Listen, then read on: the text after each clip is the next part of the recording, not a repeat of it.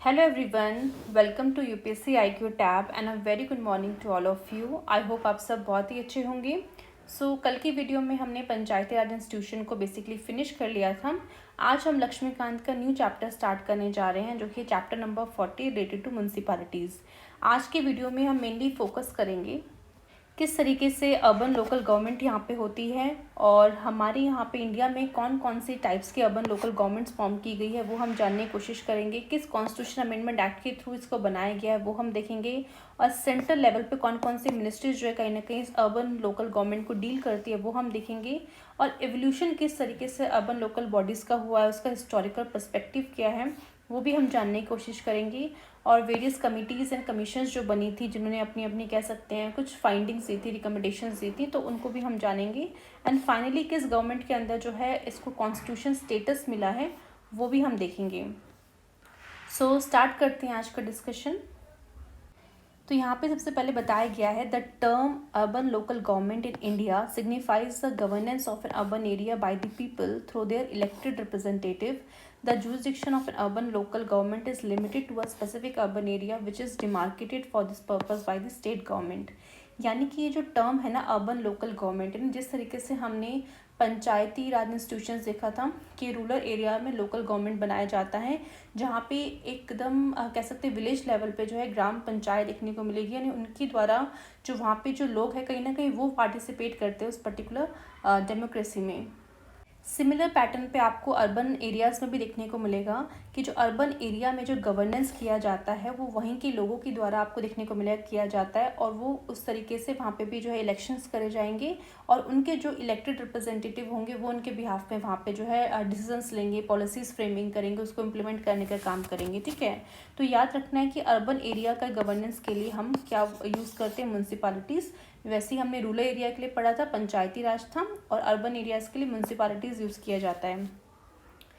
अब वो जो अर्बन लोकल गवर्नमेंट है, ठीक है, तो वो पर्टिकुलर एरिया में जो अर्बन लोकल गवर्नमेंट आपको देखने को मिलेगी वो किस पर्टिकुलर अर्बन एरिया तक उसका जुरिस्डिक्शन जो है लिमिटेड है या फिर स्पेसिफिक है वो डिमार्केट करने की पावर आपकी स्टेट गवर्नमेंट के पास है। ठीक है, बिकॉज अगर मान लो यूपी है, ठीक है, उत्तर प्रदेश है, तो उसमें कुछ कुछ अर्बन एरियाज़ होंगे।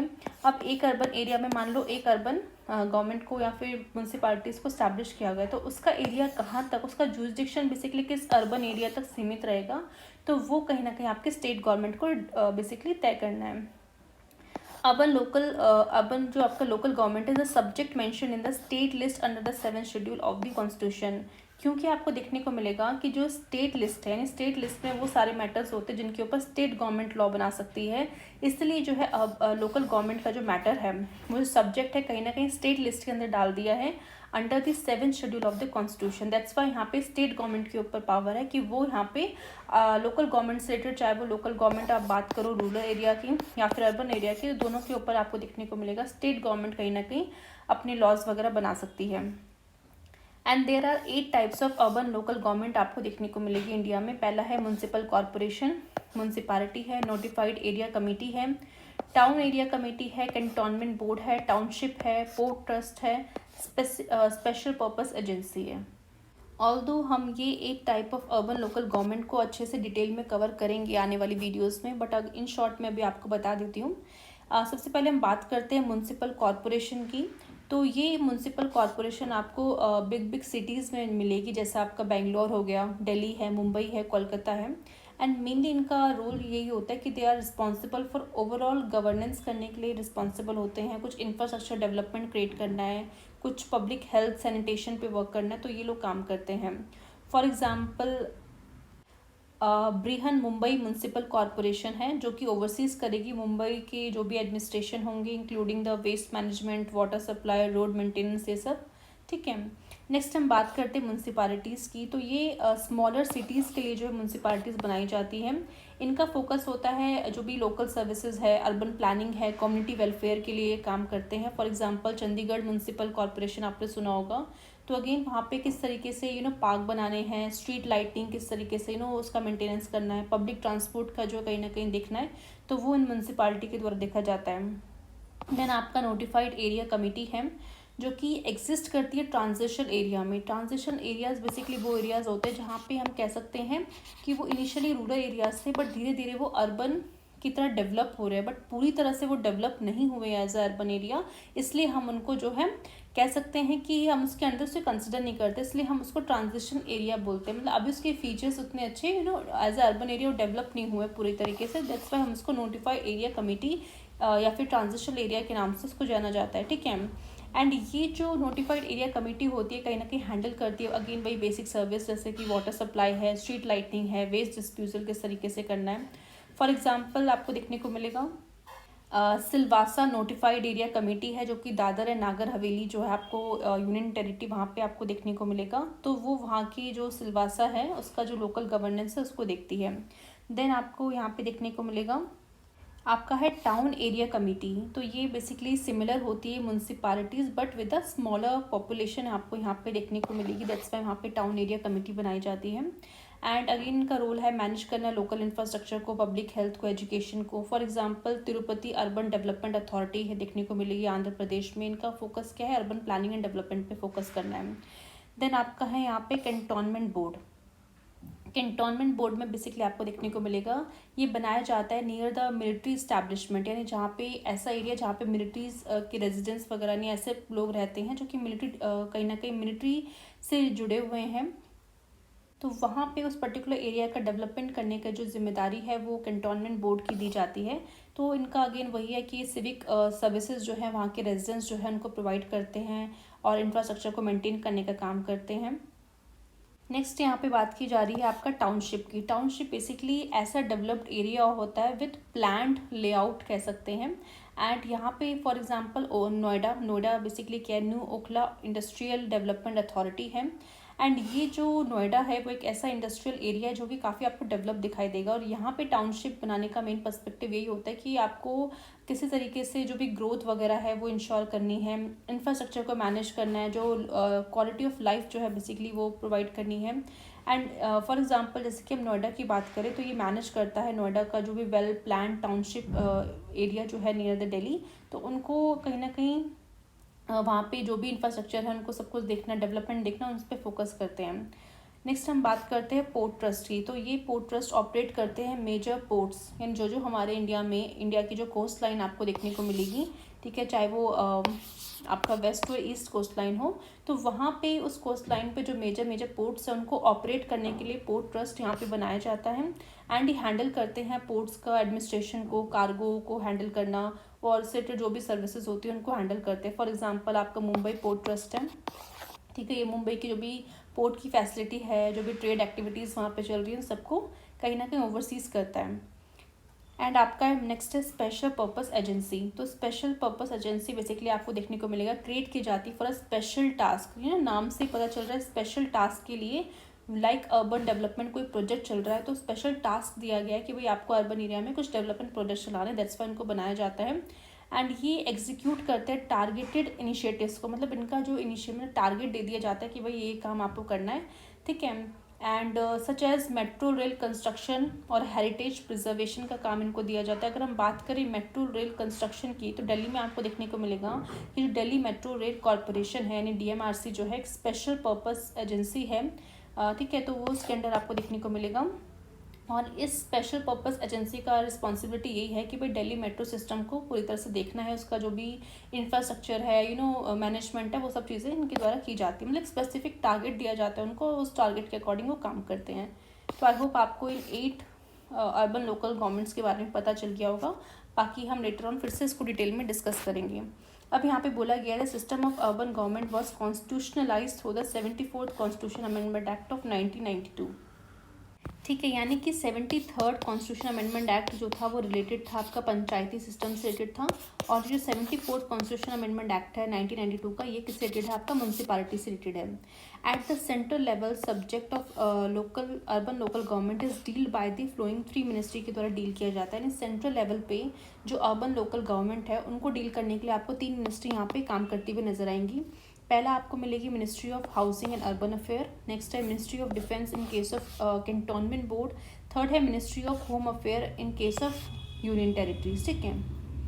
तो कैंटोनमेंट बोर्ड के बारे में अब थोड़ा सा और मैं आपको बता देती हूँ, बिकॉज आई एम श्योर ये न्यू टर्म है, सबको डिफ़िकल्टी होगी समझने में। तो कैंटोनमेंट बोर्ड बेसिकली एक सिविक एडमिनिस्ट्रेशन बॉडी होती है जो कि ऑपरेट करती है under the administration control of ministry of defence के अंदर जो है काम करती है। और ये जो बॉडी होती है, मतलब ये जो कैंटोनमेंट बोर्ड है, ये कहीं ना कहीं ओवरसी करते हैं म्यूनसिपल एडमिनिस्ट्रेशन को for the civilian population residing in the cantonment area. मतलब कुछ ऐसे कैंटोनमेंट एरियाज होते हैं जहाँ पे उन मिलिट्री के ऑफिशल्स रहते हैं, उनके घर परिवार के लोग यानी फैमिली मेम्बर्स के लोग रहते हैं। तो उस पर्टिकुलर कैंटोनमेंट एरिया में जो सिविलियन पॉपुलेशन रह रही है उनका एडमिनिस्ट्रेशन करना, वो जिम्मेदारी यहाँ पे कैंटोनमेंट बोर्ड की दी गई है। ठीक है, तो कैंटोनमेंट बोर्ड के अंदर आपको कुछ इलेक्टेड मेंबर्स देखने को मिलेंगे। तो कुछ 8 इलेक्टेड रिप्रेजेंटेटिव होते हैं, कुछ नॉमिनेटेड मिलिट्री के मेंबर्स भी होते हैं। ठीक है, तो नॉमिनेटेड बात करें तो 3 मिलिट्री पर्सन नॉमिनेटेड होते हैं, कुछ एक्स ऑफिशियल मेंबर्स होते हैं। फॉर एग्जांपल 3 ऑफिशियल्स होते हैं, जैसे कि स्टेशन कमांडर हो गया, गैरिसन इंजीनियर हो गया, सीनियर एग्जीक्यूटिव मेडिकल ऑफिसर हो गया। इसके अलावा आपको यहाँ पे डिस्ट्रिक्ट मजिस्ट्रेट का रिप्रेजेंटेटिव देखने को मिलेगा, यानी एक रिप्रेजेंटेटिव होता है फ्रॉम द डिस्ट्रिक्ट एडमिनिस्ट्रेशन से। एंड जो टर्म जो होता है इस पर्टिकुलर ऑफिस का यानी कैंटोनमेंट बोर्ड का, ये 5 साल तक होता है। 5 साल पे आपको देखने को मिलेंगे कुछ इलेक्टेड मेंबर्स भी हैं इस बोर्ड के अंदर, कुछ नॉमिनेटेड मिलिट्री मेंबर्स भी हैं, कुछ एक्स ऑफिशियल मेंबर्स भी हैं, और एक आपको यहाँ पे डिस्ट्रिक्ट मजिस्ट्रेट का रिप्रेजेंटेटिव भी दिखेगा। ठीक है, अगेन इनका फंक्शंस क्या है, तो मेनली आपको देखने को मिलेगा कि वो ये इंश्योर करना हेल्थ सर्विसेज एंड सैनिटेशन का कंटोनमेंट एरिया में, उसको मैनेज करना, वाटर डिस्ट्रीब्यूशन किस तरह से करना है, एजुकेशन की फैसिलिटी किस तरह से प्रोवाइड करनी है, जो स्ट्रीट लाइटिंग है उन सबको देखना। ठीक है, तो जैसा कि हम जानते हैं जो भी रिसोर्सेज जो हैं वो उस एरिया में, तो वो तो गवर्नमेंट ऑफ इंडिया के द्वारा ओन किया जाता है। तो जो कंटोनमेंट बोर्ड्स है they are deemed to be municipalities for the purpose of receiving grants. वो ग्रांट्स रिसीव करती है गवर्नमेंट से, सेंट्रल गवर्नमेंट से, फिर इम्प्लीमेंट करती है सेंट्रल गवर्नमेंट की स्कीम्स उन पर्टिकुलर एरियाज़ में। देखो सेंट्रल गवर्नमेंट मान लो कुछ अर्बन डेवलपमेंट से कुछ भी प्रोजेक्ट चला रही है, तो उस कंटोनमेंट एरिया में जो है स्कीम को इम्प्लीमेंट करना है, तो गवर्नमेंट ऑफ इंडिया के द्वारा जो भी फंड्स दिया जाएगा उसको कहीं ना कहीं यूज़ करके ये लोग इस स्कीम को इम्प्लीमेंट करेंगे एंड प्रमोट करेंगे। सोशल वेलफेयर की स्कीम्स हो गई, या फिर पब्लिक हेल्थ की स्कीम है, हाइजीन है, सेफ्टी है, वाटर सप्लाई, सैनिटेशन, अर्बन, ये सब चीज़ों के बारे में कहीं ना कहीं जो आपको देखने को मिलेगा कैंटोनमेंट बोर्ड के अंदर देखने को मिलेगा। नेक्स्ट हम चलते हैं एवोल्यूशन ऑफ अर्बन बॉडीज़। तो हिस्टोरिकल पर्सपेक्टिव सबसे पहले हम देखेंगे कि the institution of urban local government originated and developed in the modern India during the period of British rule. The major events in this context are follows, यानी कि जब British government हमारे यहाँ रूल करती थी इंडिया में, तो उस टाइम पे भी कुछ ना कुछ जो है कहीं ना कहीं उन्होंने भी अर्बन लोकल गवर्नमेंट को स्टैब्लिश करने में अपना अपना जो है रोल यहाँ पे देखने को मिलेगा। तो उन सब चीज़ों को हम यहाँ पे 1 बाय 1 देखते हैं। सबसे पहले बात की जा रही है इन 1688 में the first municipal corporation India में सेटअप किया गया था मद्रास में। And it must be noted here that the charter for the establishment of the municipal corporation of Madras was issued on 30th December 1687, and however the corporation came to existence on 29th September 1688। ठीक है, तो इससे आपको ये पता चल रहा है कि 1688 के टाइम पे पहला म्यूनसिपल कॉरपोरेशन इंडिया में बन चुका था, वो भी आपका मद्रास में, क्योंकि आपको देखने को मिलेगा ब्रिटिश के टाइम पे मद्रास उनकी एक प्रेसिडेंसी हुआ करती थी। सिमिलरली बॉम्बे प्रेसिडेंसी थी, कोलकाता प्रेसिडेंसी थी, तो उन्होंने मद्रास में पहला जो है म्यूनसिपल कॉरपोरेशन को स्टैब्लिश किया था। उसके अलावा आपको देख सकते हैं उसके बाद बॉम्बे और कैलकाटा में कब किया है, तो 1726 के अंदर उन्होंने म्यूनसिपल कॉरपोरेशन सेटअप किया था बॉम्बे और कैलकाटा में। नेक्स्ट हम देखते हैं थर्ड बोला गया है the lord Mayo's resolution of 1870 on financial decentralization visualize the development of local self government institution, यानी फाइनेंशियल डिसेंट्रलाइजेशन होना चाहिए, यानी वहाँ पे जो कह सकते हैं ग्रास रूट लेवल पे जो आपके लोकल एरियाज़ में, अर्बन एरियाज़ में जो लोग हैं उनको फाइनेंशियली आप इतना ज़्यादा एम्पावर कर दो कि वो अपनी तरफ से जो है कहीं ना कहीं डेवलपमेंट कर सके उस लोकल एरियाज़ का। एंड इस तरीके से जो सेल्फ गवर्नमेंट इंस्टीट्यूशंस है वहाँ पे वर्क करती हुई नज़र आएगी। और जैसा कि आप जानते हो कि जो मायो हैं बेसिकली आपकी वॉइसराय थे इंडिया के, अराउंड 1869 से उन्होंने जो है वॉइसराय बने थे इंडिया की। और उस टाइम पे उन्होंने जो फाइनेंशियल डिसेंट्रलाइजेशन के बारे में बात की थी, तो उनका मेन ऑब्जेक्टिव यही था कि किस तरीके से जो है डिसेंट्रलाइज करना है फाइनेंशियल पावर्स को और एम्पावर करना है अपनी जो प्रोविंशियल गवर्नमेंट्स हैं, यानी जो उस समय प्रोविंशियल होता था, आज हम स्टेट गवर्नमेंट बोलते हैं, तो उनको एम्पावर करने के लिए उन्होंने ये सब कह सकते हैं ये रेजोल्यूशन लेके आए थे। और उन्होंने सबसे पहले बताया था कि किस तरह से मिलिट्री स्पेंडिंग के बारे में, कि हमें जो मिलिट्री एक्सपेंसिव है उनको कट करना चाहिए, बिकॉज उस टाइम पे ब्रिटिशर सबसे ज़्यादा पैसा जो था कहीं ना कहीं जो इंडियंस का पैसा था वो मिलिट्री एक्सपेंसेस में सबसे ज़्यादा खर्च कर रहे थे। इसके अलावा मायो जो है उसने इंट्रोड्यूस किया था सॉल्ट टैक्स को, सो दैट सॉल्ट में अगर टैक्स लगाएंगे तो वहाँ से उनको रेवेन्यू मिलेगा। इसके अलावा उन्होंने इनकम टैक्स को काफ़ी ज़्यादा बढ़ा दिया था। एंड प्रोविंसेस जो थी उनको बेसिकली ग्रांट किया गया था कि आप किस तरीके से लोकल टैक्सेशन भी आप जो है कहीं ना कहीं स्टार्ट कर सकते हो टू बैलेंस देयर बजट, यानी अपने बजट वगैरह, क्योंकि बजट देखो उनको भी कुछ रन करने के लिए पैसा चाहिए था, तो उस टाइम पर उन्होंने बोला है कि आप भी जो है लोकल लेवल पे टैक्स वगैरह लगा सकते हो। एंड यहाँ पे जो मेन देखने को मिलेगा जो पर्पस था मायो रेजोल्यूशन का, इस बेसिकली यही था कि आपको किस तरीके से प्रोविंशियल गवर्नमेंट में आपको एक एडमिनिस्ट्रेटिव रिस्पॉन्सिबिलिटीज़ यहाँ पे स्पेसिफिक तरीके से एडमिनिस्ट्रेटिव रिस्पॉन्सिबिलिटीज़ को लेके आना है। एंड दिस पॉलिसी जो है कहीं ना कहीं फैसिलिटेट करेगी, ग्रेटर ऑटोनॉमी देगी एंड डिसीजन मेकिंग पावर देगी बेसिकली लोकल लेवल पे। एंड इस तरीके से जो आपका एफिशिएंट गवर्नेंस है उसको प्रमोट करने में कहीं ना कहीं हेल्प करेगा। तो ये बेसिकली एक तरह से पर्पस था लॉर्ड मायो रेजोल्यूशन का, जो कि 1870 में आया था। नेक्स्ट हम बात करते हैं lord Ripon's resolution of 1882। It has been held as the Magna Carta of local self government. He is called as a father of local self government India.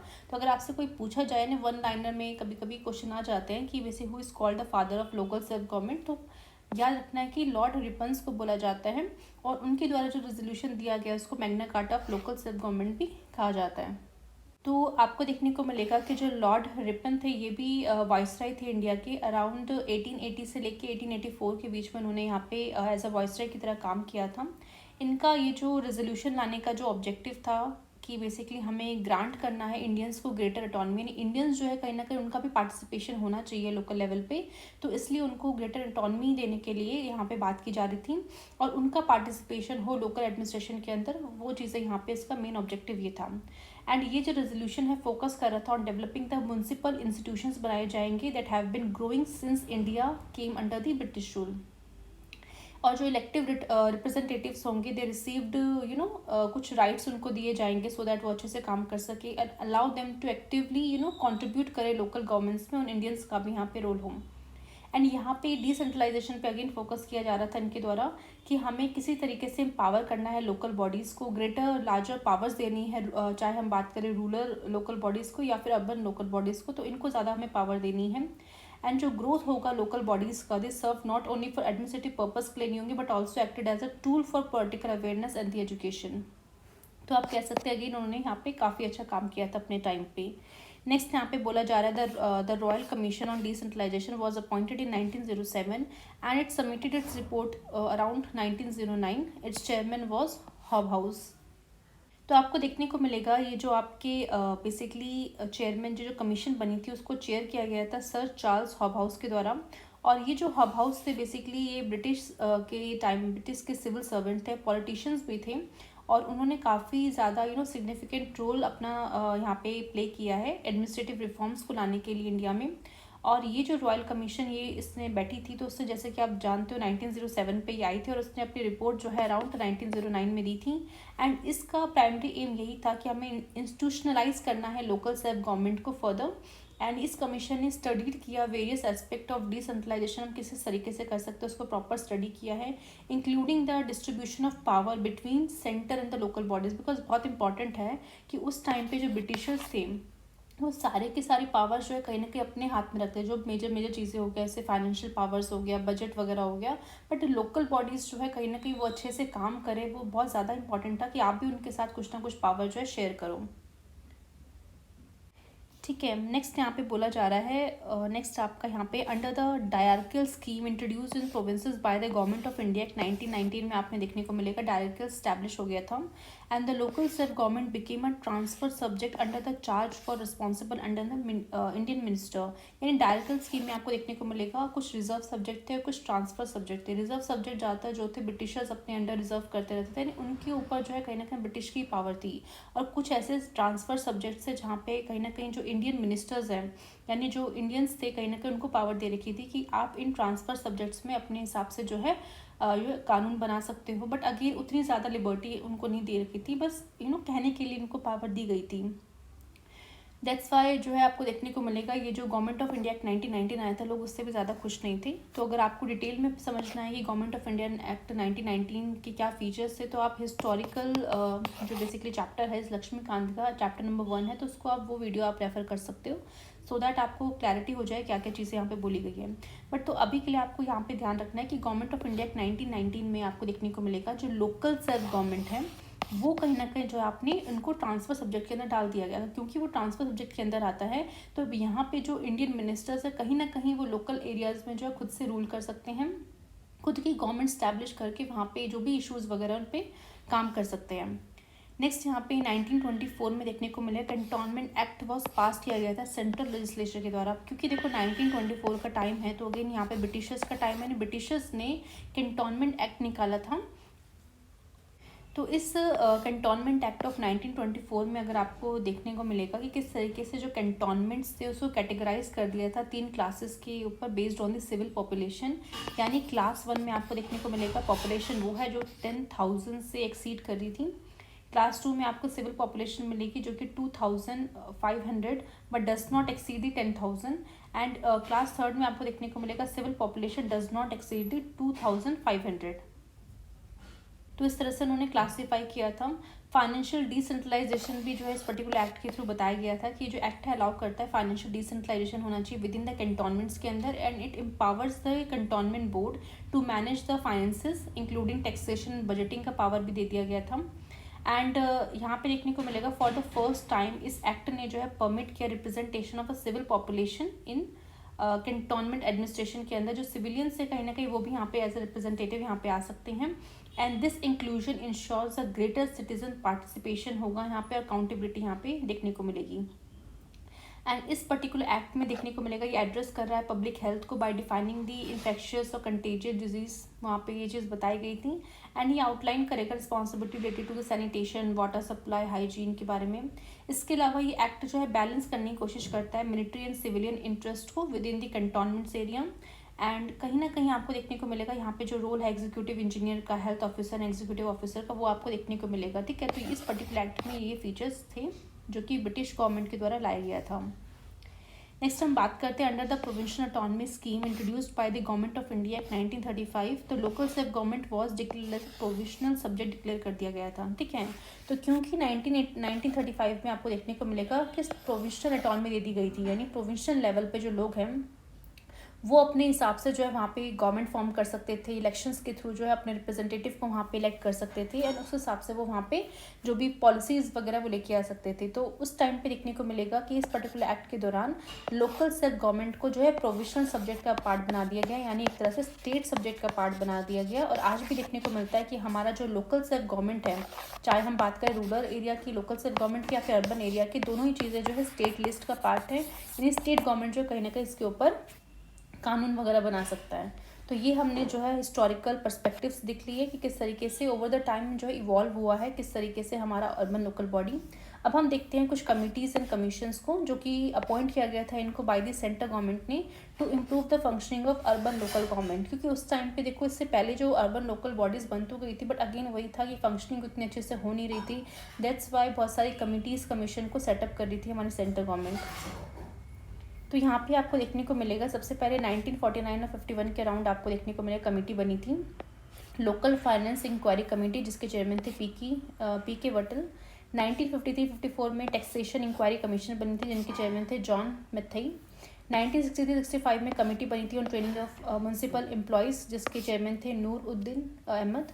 1963-66 में आपको रूरल अर्बन रिलेशनशिप कमेटी देखने को मिलेगी, जिसके chairman थे आपके AP Jain.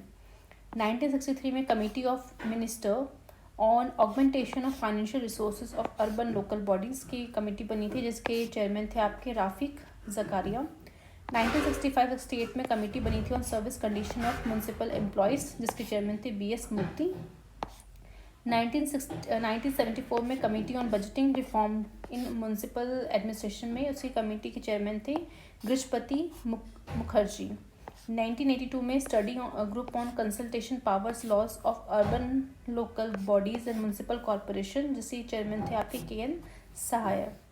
1985-88 में आपको देखने को मिलेगा नेशनल कमीशन ऑन अर्बनाइजेशन बना था, जिसके चेयरमैन थे CM कोरिया। तो ये इसको डिटेल में हमें नहीं देखना है किसी क्या रिकमेंडेशंस थी, बस एक एज अ वन लाइनर अगर मान लो कभी एग्जाम में आ जाए तो उसके लिए बस आपको ध्यान में रखना है कि कुछ कमिटीज कमीशंस बनाई गई थी कि किस तरीके से अर्बन लोकल बॉडीज़ में हम जो है फाइनेंस रिलेटेड किस तरीके से काम कर सकते हैं, किन किन एरियो में टैक्स लगा सकते हैं, कैसे जो एम्प्लॉयज़ हैं उनकी ट्रेनिंग के लिए कैसे करना है, अर्बन और रूरल का जो रिलेशनशिप है उस पर बेसिकली बात की है। अगेन फाइनेंशियल रिसोर्सेज किस तरीके से यहाँ पे अर्बन लोकल बॉडीज़ में आ सकते हैं उनके ऊपर बात की गई है। तो ये सब चीज़ें आपको देखने को मिलेंगी। नेक्स्ट टॉपिक है हमारा कॉन्स्टिट्यूशनलाइजेशन। यहाँ पे हम देखते हैं कि इन अगस्त 1989 में द राजीव गांधी गवर्नमेंट ने इंट्रोड्यूस किया था 65th कॉन्स्टिट्यूशन अमेंडमेंट बिल, जिसको हम नगर पालिका बिल कहते हैं, तो लोकसभा में लेके आए थे वो। The bill aim at strengthening करना है, रिवैम्पिंग करना है म्यूनसिपल बॉडीज़ को by confirming a constitution status उन्हें प्रोवाइड करना है। Although the bill was passed in Lok Sabha से तो पास्ड हो गया था, बट ये जो है राज्यसभा में डिफीट हो गया था इन अक्टूबर 1989 में, एंड हेंस वो पर्टिकुलर बिल जो है लैप्स हो गया। तो उस टाइम पे राजीव गांधी गवर्नमेंट पे ये बिल जो है कहीं ना कहीं पास नहीं हो पाया। फिर सेकंड आपको देखने को मिलेगा नेशनल फ्रंट गवर्नमेंट आई थी, उसके अंडर वीपी सिंह जो कि प्राइम मिनिस्टर थे, उसके अंडर आपको देखने को मिलेगा उन्होंने इंट्रोड्यूस किया था रिवाइज्ड नगर पालिका बिल इन द लोकसभा में अगेन सितंबर 1990 को। However, this bill was not passed, नहीं हो पाया, एंड फाइनली लैप्स हो गया due to the dissolution of the Lok Sabha. तो सिमिलर आपको देखने को मिलेगा कि जब हम पंचायती राज पढ़ रहे थे तो उस टाइम पे भी राजीव गांधी के टाइम पे वो बिल पास नहीं, क्योंकि देखो बिल जो था दोनों इंट्रोड्यूस किए गए थे, एक 73rd था तो ये वाला 74 था, तो दोनों बिल में आपको देखने को मिलेगा लोकसभा से पास हो गया राजीव गांधी के टाइम पे, बट राज्यसभा में नहीं हो पाया। वीपी सिंह की गवर्नमेंट में देखने को मिलेगा कि डिसोल्यूशन हो गया तो इसलिए पास नहीं हो पाया, and finally PM Narasimha Rao की जो गवर्नमेंट आई थी उन्होंने एक मॉडिफाइड म्यूनसिपालिटी बिल जो है इंट्रोड्यूस किया था लोकसभा में इन सितंबर 1991, और ये फाइनली इमर्ज हुआ 74th constitution amendment act of 1992, जो कि फोर्स में कब आया 1 जून 1993 में आ गया था।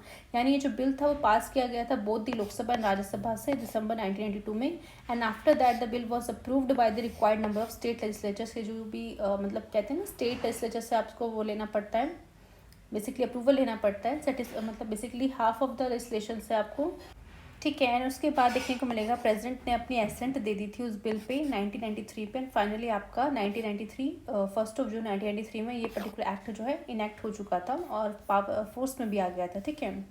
तो यहाँ पे हमने बेसिकली म्यूनसिपैलिटीज़ के रिलेटेड जो भी बैकग्राउंड था, जो भी उनके बारे में कह सकते हैं हिस्टोरिकल चीज़ें थी, वो हमने यहाँ पे देख ली हैं। नेक्स्ट वीडियो में जो है basically 74th constitution amendment act के फीचर्स हम देखेंगे। सो अगर आज की वीडियो आपको अच्छी लगी तो प्लीज़ इस वीडियो को लाइक कीजिए, शेयर कीजिए, सब्सक्राइब कीजिए हमारे चैनल को।